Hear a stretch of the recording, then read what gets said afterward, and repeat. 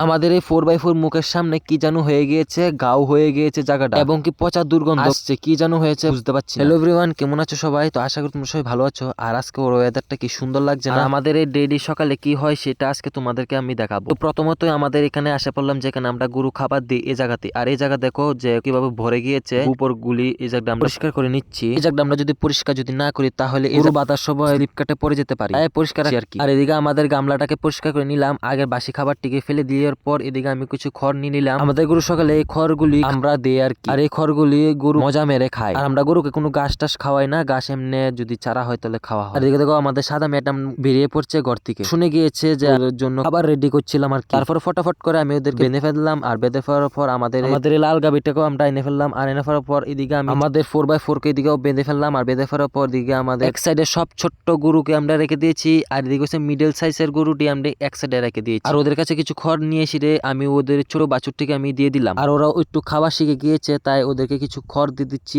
আর ওরা খড় মজা মেরে খাচ্ছে। আর এদিকে তো সবাই যার যেমনে সবাই খাচ্ছে। আর এদিকে দেখলাম যখন আমাদের সাদা বাছুরটা খাচ্ছিল, তখন আমার চোখ পড়েছে এই মুখের সামনে। এই যে মুখের সামনে যে হচ্ছে, এটা পুরোপুরি গন্ধ আসছে এবং কি পচা হয়ে গিয়েছে জায়গাটা। আপাতত আমরা এই দুটো ওষুধ লাগাচ্ছি, লাগার পর তারপর দেখবো যে দেখতে পারি কি হয়। আজকের জন্য বিদায় নিচ্ছি।